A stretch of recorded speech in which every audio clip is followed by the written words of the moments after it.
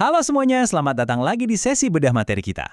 Wah, hari ini kita bakal mundur jauh banget ke masa lalu. Tepatnya ke tanah Mesopotamia kuno, di awal fajar peradaban manusia.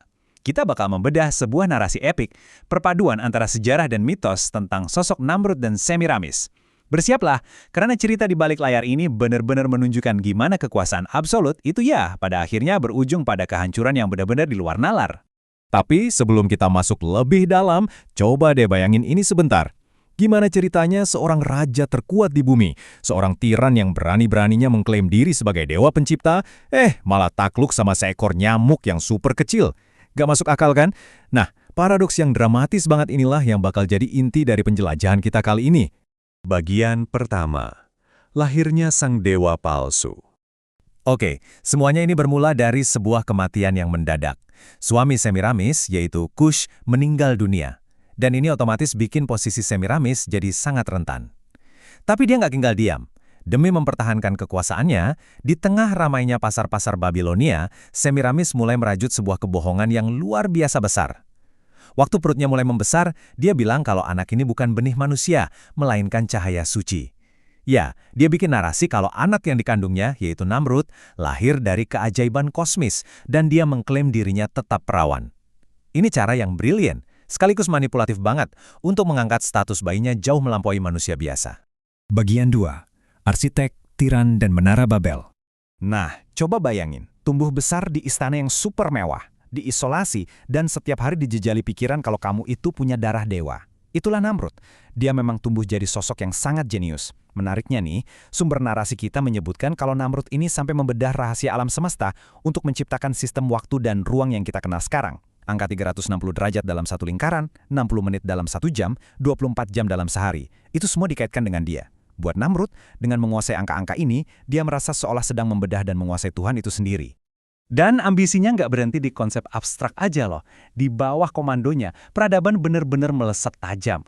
Dia memperkenalkan teknologi baru kayak batu bata yang dibakar, terus membangun sistem irigasi yang super kompleks di sungai Tigris dan Eufrat, sampai mendirikan kota-kota raksasa seperti Babel dan Akkad. Skala keberhasilan fisiknya ini masif banget. Sayangnya, ini bikin Namrud makin buta. Dia jadi sangat yakin kalau umat manusia udah sama sekali nggak butuh perlindungan atau campur tangan dari langit. Tapi di titik ini narasinya mengambil arah yang cukup gelap. Karena mereka merasa nggak ada manusia biasa yang levelnya setara dengan mereka, Namrud dan ibunya meresmikan sebuah ikatan yang sangat tabu. Pernikahan sedarah. Mereka bahkan punya istilah khusus buat ini, yaitu penyatuan kembali unsur dewa.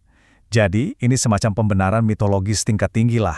Tujuannya murni untuk menciptakan dinasti absolut yang benar-benar tertutup dari dunia luar. Masuk ke bagian 3. Runtuhnya bahasa dan sihir gelap. Oke, sekarang mari kita bahas puncak pemberontakan Namrud. Mabuk oleh kekuasaannya sendiri, dia memerintahkan proyek gila, membangun Menara Babel.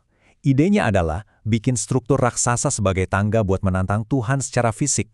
Tapi, hukuman datang dengan sangat instan. Cuma dalam semalam, bahasa Suryani yang dulunya nyatuin semua pekerja, tiba-tiba pecah jadi 72 bahasa yang sama sekali berbeda. Bayangin kacaunya kayak apa. Proyek ambisius itu langsung terhenti total karena mereka secara harfiah nggak bisa saling mengerti lagi. Lalu, apakah Namrud bertobat? Tentu tidak. Dia dan Semiramis malah makin terjerumus ke jalur kegelapan. Buat mempertahankan kendali atas rakyatnya yang sekarang udah terpecah belah, mereka mulai mengeksploitasi ilmu hitam kuno dari ajaran Harut dan Marut. Mereka main ilusi, menciptakan sistem horoskop buat meyakinkan orang kalau nasib itu murni diatur sama bintang, dan bahkan memimpin ritual okultisme yang melibatkan pengorbanan. Semuanya demi menebar rasa takut dan mempertahankan kekuasaan. Bagian 4. Panah berdarah menantang langit. Ini dia momen di mana kesombongan Namrud benar-benar mencapai puncaknya. Dia merasa harus ngebuktiin ke semua orang kalau Tuhan itu sungguh-sungguh udah mati. Jadi dia naik ke tempat paling tinggi, narik busurnya, dan nembakin anak panah nembus awan. Dan disinilah ironinya. Atas izin Tuhan sebagai sebuah ujian yang sangat fatal, panah itu jatuh lagi ke bumi, tapi ujungnya berlumuran darah. Namrud memungut panah itu dan dengan pedenya berteriak, "Lihat, aku telah membunuh Tuhan di langit, sekarang akulah satu-satunya penguasa alam semesta." Wah, sebuah tipu daya berdarah yang bikin dia merasa udah menang mutlak. Bagian 5. Kematian konyol sang penguasa. Jadi, ketika momen pembalasan itu akhirnya tiba, ternyata bentuknya sama sekali bukan petir menyambar atau gempa bumi dahsyat. Enggak, ini jauh lebih menghina dari itu. Perhatikan kontrasnya ya. Namrud ngumpulin pasukan raksasanya yang katanya tak terkalahkan, langit digelapkan oleh jutaan nyamuk yang langsung melahap habis pasukan berpedang itu. Dan buat sang dewa Namrud sendiri, dia nggak dikasih badai. Dia cuma ditargetkan oleh satu ekor nyamuk yang sangat kecil. Satu nyamuk kecil ini berhasil menembus masuk lewat lubang hidungnya, lalu bersarang tepat di dalam otaknya. Sumber menyebutkan rasa sakitnya ini benar-benar luar biasa. Berlangsung selama berabad-abad, sampai-sampai tiran yang tadinya ngaku-ngaku penguasa alam semesta ini harus merangkak kesakitan layaknya binatang. Buat ngeredain dengungan di kepalanya, dia ngemis-ngemis minta rakyatnya mukul kepalanya pakai sandal jepit. Tragis banget kan? Pada akhirnya, demi menghentikan siksaan itu, dia nyuruh pelayannya mukul kepalanya pakai palu yang ujung-ujungnya justru menghancurkan tengkoraknya sendiri. Bagian 6. Warisan simbol pagan global. Tentu saja, Semiramis sadar betul kalau fakta suaminya mati konyol gara-gara serangga bakal menghancurkan semua mitos kedewaan mereka. Sebagai manipulator ulung, dia langsung beraksi bikin strategi baru.